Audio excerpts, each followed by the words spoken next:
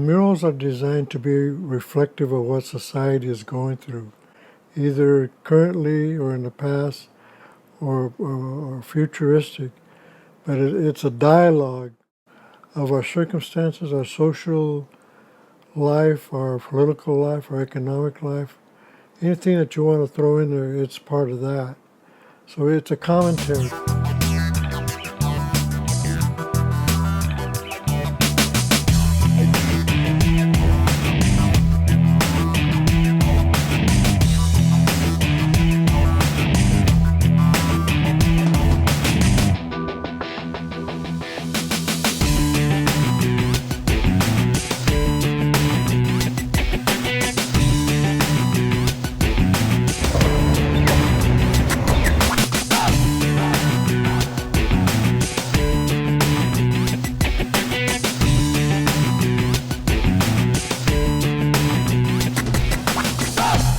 Muralists can bring unity to the community, allowing us to see things differently. And I love the movement that we've had downtown, allowing us to share our messages with the world.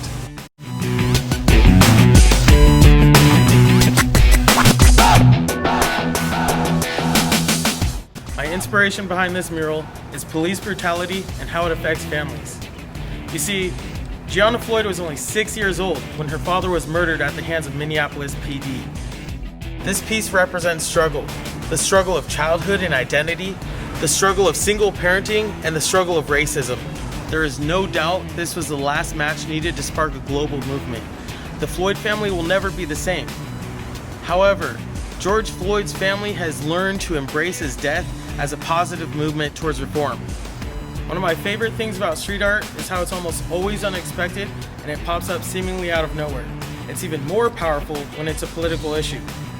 As a street artist, I have the ability to bring people's attention to issues that are important to me.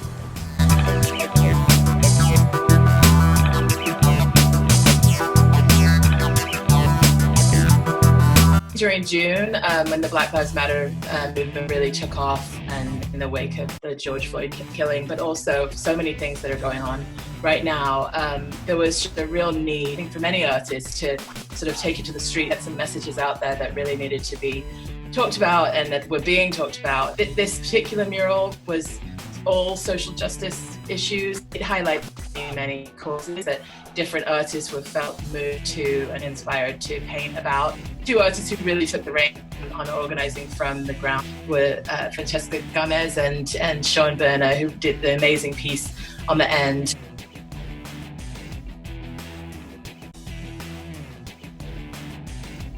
Where I took this piece just to have some hope and see how can we turn it around and get to a more positive place.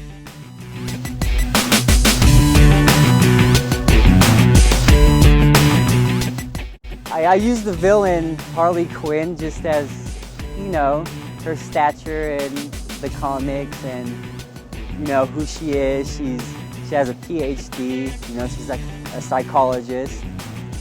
And she's a nutso, you know, and how she revolts against things she doesn't feel is right, and she also sees what's going on.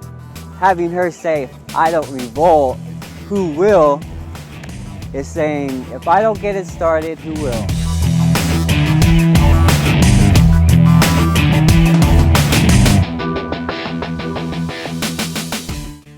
Those who have never heard of us, we're called the Royal Chicano Air Force.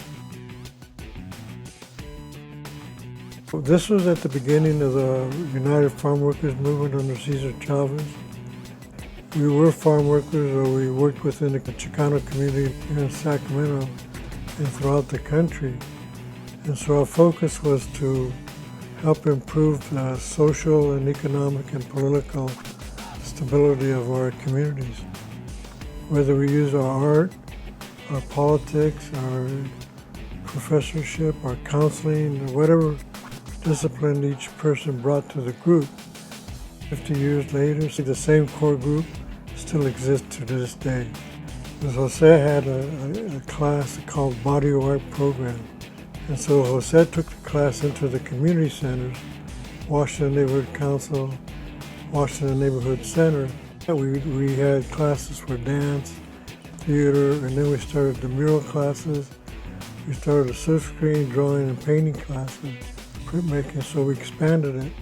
And that's how the mural movement got kicked off. Our first mural, commission mural, was 1975, Southside Park.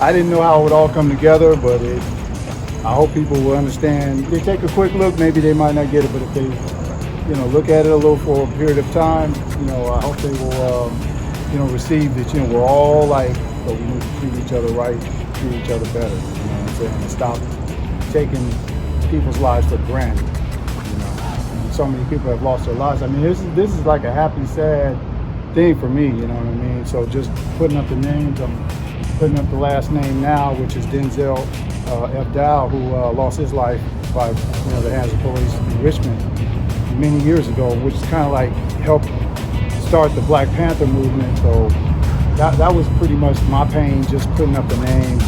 So it hasn't been like just a happy thing. We just want respect, and we just want life like everybody else deserves.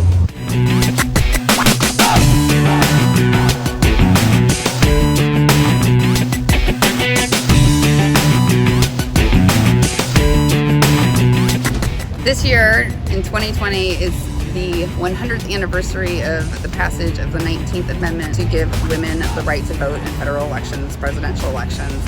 And this being 2020, schools are distance learning, school field trips are not happening, museums are closed, and so from an art perspective, this was an awesome opportunity to create an outdoor museum to really highlight for little girls and women alike about the 19th Amendment and the amazing force of formidable women that were able to give Californians the right to vote. We are doing 19 suffragettes, 19 amazing women on 19th Street for the 19th Amendment with a wonderful whole group of diverse artists from all different backgrounds with the same backgrounds as the women on the walls to show that it wasn't just a group of white ladies that passed the 19th Amendment in California. It was an amazing group of authors and physicians and poets. So all around the building, 19 different women. They'll all have their name and a QR code so you can get more information about it.